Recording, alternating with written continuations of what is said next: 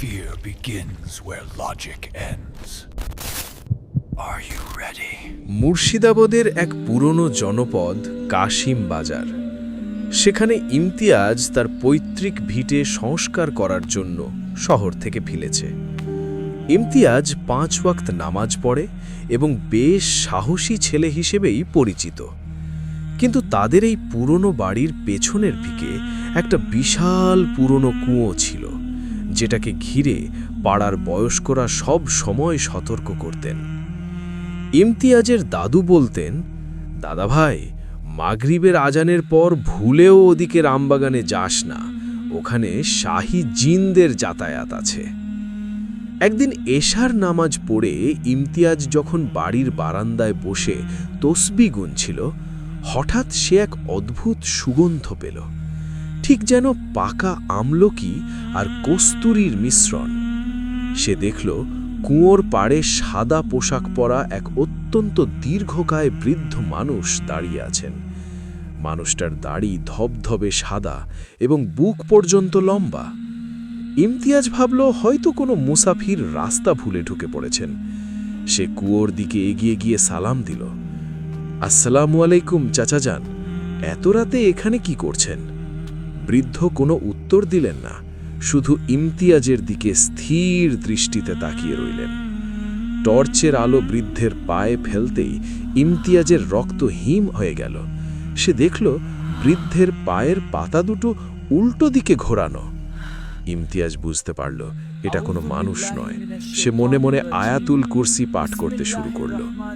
ইমতিয়াজ যখনই পাঠ শুরু করল, সেই শান্ত বৃদ্ধের চেহারা নিমেষের মধ্যে বদলে গেল। তার গায়ের চামড়া তামাটে বর্ণ ধারণ করল, হাতগুলো লম্বা হয়ে কুয়োর গভীর পর্যন্ত পৌঁছে গেল এবং চোখ দুটো আগুনের গোলার মতো জ্বলতে লাগল।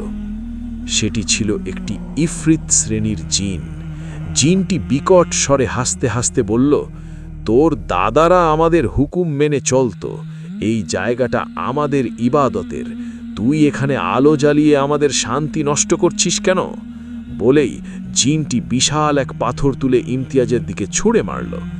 ইমতিয়াজ সরে যাওয়ায় পাথরটা বারান্দার পিলারে লেগে চুরমার হয়ে গেল। ইমতিয়াজ ভয় না পেয়ে উচ্চস্বরে আজান দিতে শুরু করল। আজানের শব্দ ছড়িয়ে পড়ার সাথে সাথে চারপাশের বাতাস ভারী হয়ে উঠল। জিনটি যন্ত্রণায় ছটফট করতে করতে বিকট চিৎকার করতে লাগল। বাতাসের ঝাপটায় বাগানের বড় বড় গাছগুলো মটমট করে ভাঙতে শুরু করল। জিনটি গর্জন করে বলল, থাম আদম সন্তান, তোর এই তিলাওয়াত আমাকে পুড়িয়ে দিচ্ছে। ইমতিয়াজ থামল না। সে আজান শেষ করে সূরা ফালাক এবং সূরা নাস পড়তে শুরু করল। হঠাৎ এক প্রচণ্ড ঘূর্ণি বাতাস উঠল এবং সেই দীর্ঘকায় ছায়াটি ধোঁয়ার মতো মিলিয়ে গিয়ে কুয়োর ভেতরে ঢুকে পড়ল। এক মুহূর্তের মধ্যে সব কিছু নিস্তব্ধ হয়ে গেল।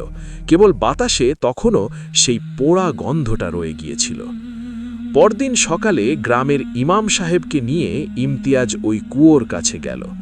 ইমাম সাহেব জানালেন ওখানে একসময় জিনদের এক গোত্র বাস করত এবং তাদের সাথে ইমতিয়াজের পূর্বপুরুষদের এক গোপন চুক্তি ছিল। কিন্তু দীর্ঘকাল বাড়িটি খালি থাকায় তারা ওই পুরো এলাকাটি দখল করে নিয়েছিল।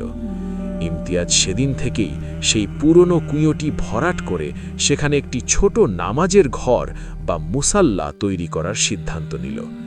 গ্রামের লোক আজও বলে মাঝে মাঝে গভীর রাতে সেই মুসাল্লা থেকে এক অশরীরী কিন্তু সুমধুর গলার আজান শোনা যায়, যা শুনে বোঝা যায় সেই জিনটি হয়তো আজ ইসলাম কবুল করে ইবাদতে মগ্ন হয়েছে।